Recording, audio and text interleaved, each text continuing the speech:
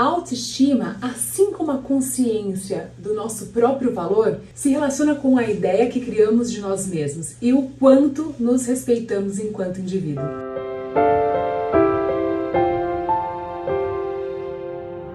E a nossa sessão de terapia aberta de hoje, nós vamos falar aí, de você. Como vai aí você? Você com você mesmo. Quero saber se você também se ama. Se você também tem essa estima elevada por você. Autoestima inclui uma avaliação subjetiva que a própria pessoa faz de si mesma, né? Dela com ela mesma de forma positiva ou negativa. A autoestima, ela é construída a partir das experiências pessoais, das emoções, crenças, comportamentos, da nossa autoimagem, que é uma visão que a gente tem sobre nós, como a gente se vê, mas também de como os outros nos veem. E tudo isso aí junto compõe o que chamamos de autoestima, como conceito a ser trabalhado dentro de psicoterapia.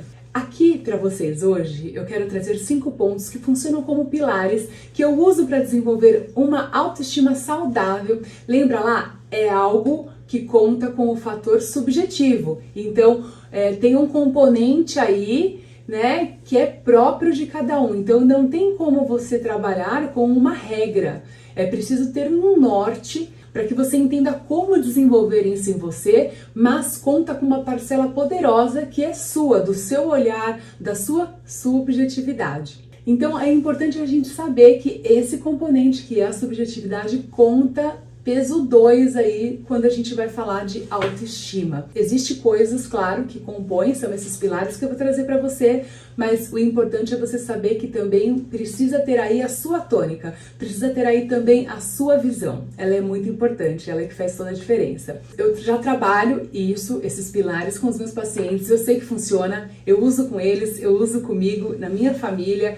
Eu tenho certeza que vai ajudar vocês também. O primeiro deles é a autoaceitação. O que é autoaceitação? É uma postura positiva com relação a si mesmo como pessoa, e isso inclui elementos como estar satisfeito e de acordo consigo mesmo, respeito a si próprio e se sentir assim em casa com o seu próprio corpo, com as suas convicções, com aquilo que você acredita, e diferenciar aspectos de saudabilidade e aspectos de conformismo, para não se conectar ou enfrentar comportamentos não saudáveis. Nós precisamos aprender a diferenciar também o que são aspectos de saudabilidade e o que são aspectos de conformismo. Porque a aceitação não é ser conformista, não é você se conformar, né, Gabriela, nasci assim, vou vivendo assim, vou ser sempre assim.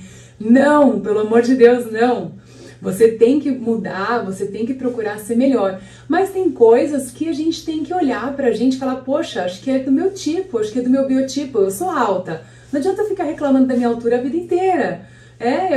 Nós temos características, essa é uma física como exemplo, mas nós temos características e nós precisamos olhar para essas características, saber que elas são nossas e também amar essas características, dar lugar para elas dentro de nós. O segundo pilar é o da autoconfiança, que vai trazer para a gente uma postura positiva com relação às próprias capacidades em desempenho. Então vai incluir você ter convicção dos seus saberes e você conseguir executar tarefas e você fazer ela bem, acreditando no que você está fazendo, e você conseguir alcançar bom êxito com aquilo que você fez. Você suportar as dificuldades. Então, começou um projeto, estava difícil, você suportou, você foi adiante, você conseguiu dar conta daquilo. Isso vai te fazendo forte e vai te deixando mais autoconfiante. Se você desiste em frente a um obstáculo, você não cria essa musculatura da autoconfiança, você acaba desistindo e você acaba acreditando que você é essa pessoa que desiste, que é essa pessoa perdedora. Então, a autoconfiança é o segundo pilar, e essa sensação de você sentir que deu conta, essa sensação de eficácia, de ter executado a tarefa que você se propôs a fazer, isso é próximo do conceito de autoeficácia, que a gente também trabalha dentro da psicologia, mas ela entra um pouquinho aqui na autoconfiança, porque é essa sensação que a gente tem quando a gente percebe que a gente deu conta, a gente se sente muito valoroso, a gente se sente muito autoconfiante. O terceiro pilar que eu quero trazer para vocês é o da competência social.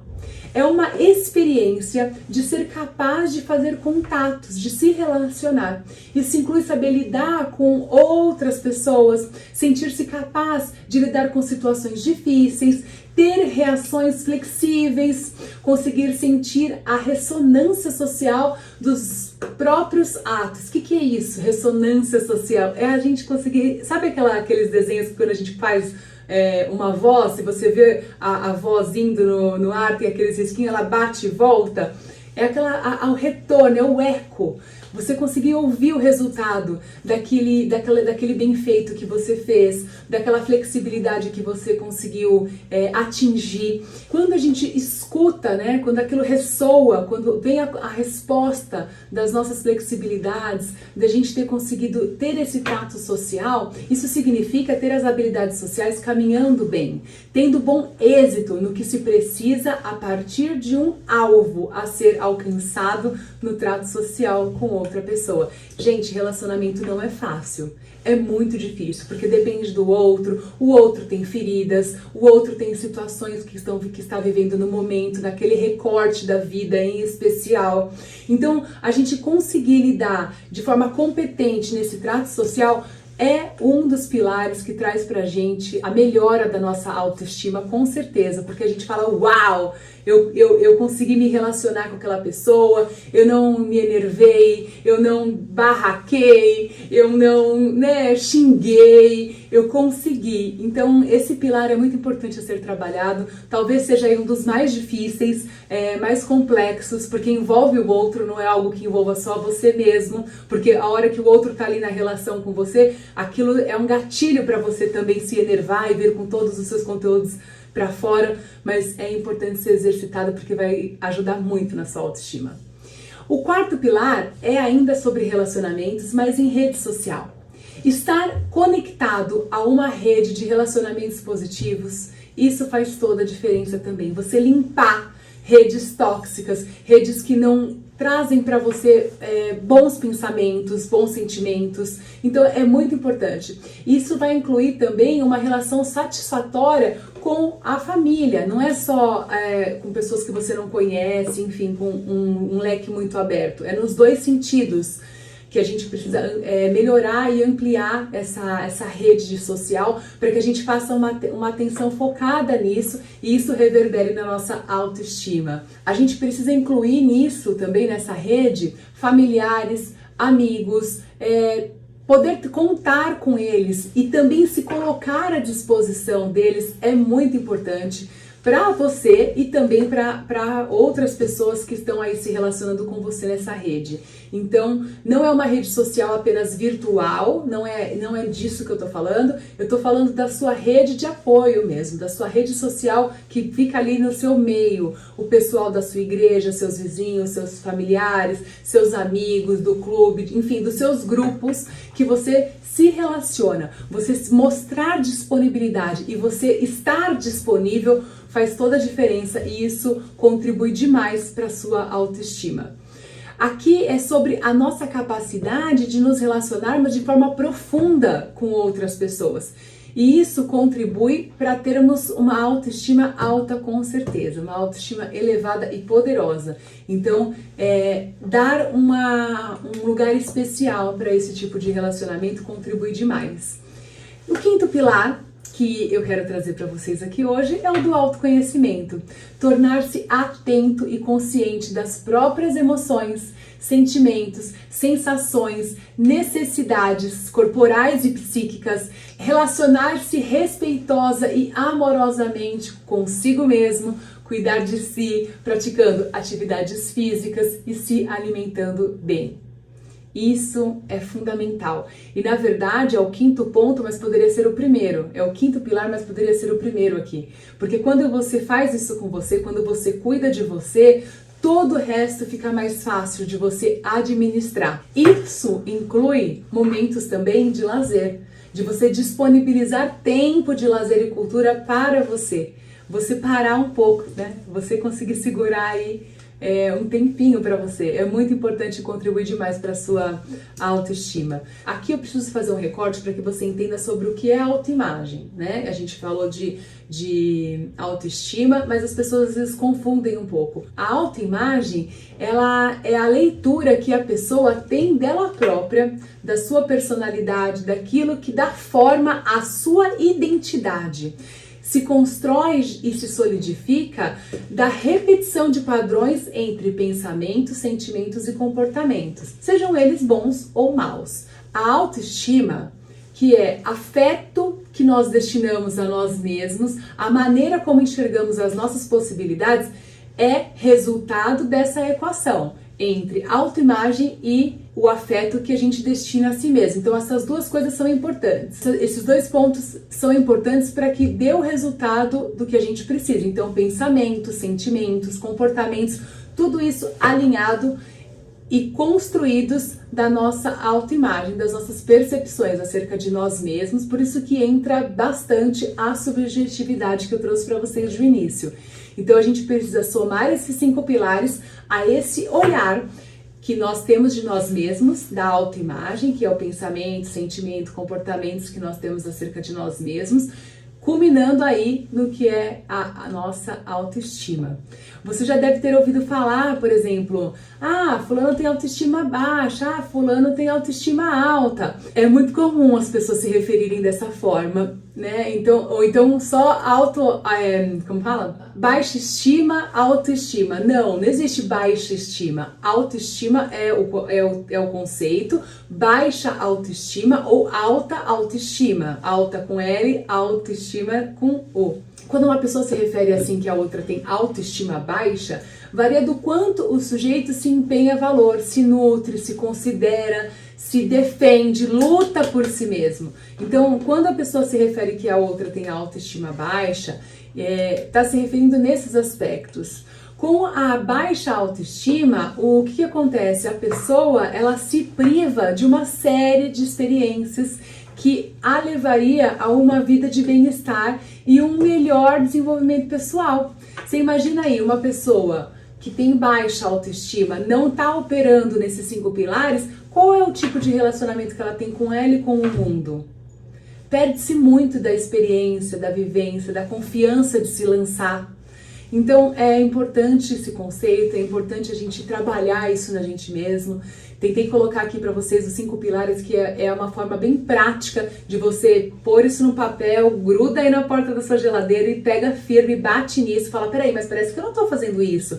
Nossa, parece que eu fui rude com tal pessoa. Nossa, parece que eu não fui. E você se sonda e você vai conseguir se equalizar nesse sentido. Mas agora aqui, o que de fato é aí? Trabalhar a autoestima. Trabalhe sua autoestima. Já viram, né? Então, o que de fato é isso?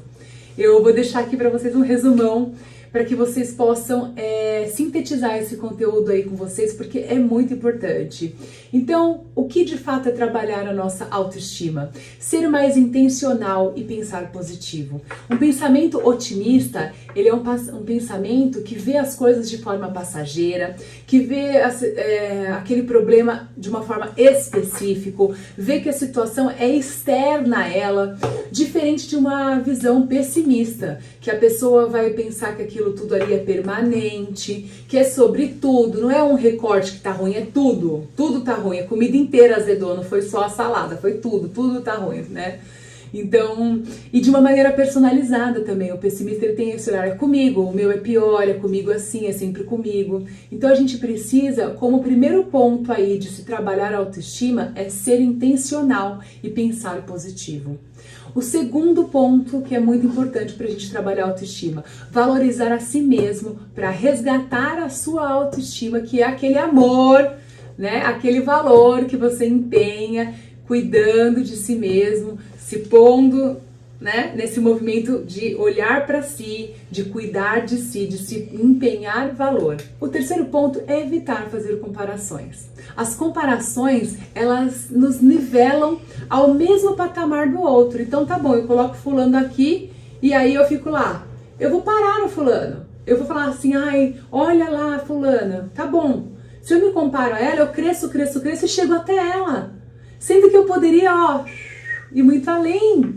Então não faz sentido a gente se comparar a ninguém. O quarto ponto aqui que eu quero deixar para você conseguir trabalhar a sua autoestima é aprender a lidar com as frustrações da vida. O que seria de nós se não fossem elas? Nós seríamos fracos emocionalmente. As frustrações, elas permitem com que a gente trabalhe aí a nossa musculatura emocional. A gente aprenda a criar estratégias, resolver problemas, criar situações diferentes para driblar com aquela circunstância que não estava bacana, esperar um tempo de fechamento, tá triste, frustrado, fecha, sente a tristeza, espera acontecer um pouquinho. Permanecer triste não é legal, mas passar por ela faz todo sentido. Quinto ponto que eu quero trazer para você aqui para a gente trabalhar a autoestima é passar mais tempo com as pessoas que a gente gosta. Nos nutrir de carícias positivas. Nós precisamos disso para nossa autoestima. Você intencionalmente buscar as pessoas com as quais você sabe que realmente você pode ter uma troca muito valorosa, afetiva. E o sexto ponto que eu quero trazer aqui também, muito importante para você trabalhar a sua autoestima, é ter convicção dos seus objetivos. Sonhar acordado. Sonhar acordado. O que é sonhar acordado? Fazer planos. Tem um vídeo lá no meu canal que fala sobre sonhos. Volta lá, assiste sobre planos, a necessidade que nós seres humanos temos de ter planos, visão de futuro. Ter a autoestima equilibrada é algo que ainda não é suficientemente valorizado pela maioria das pessoas.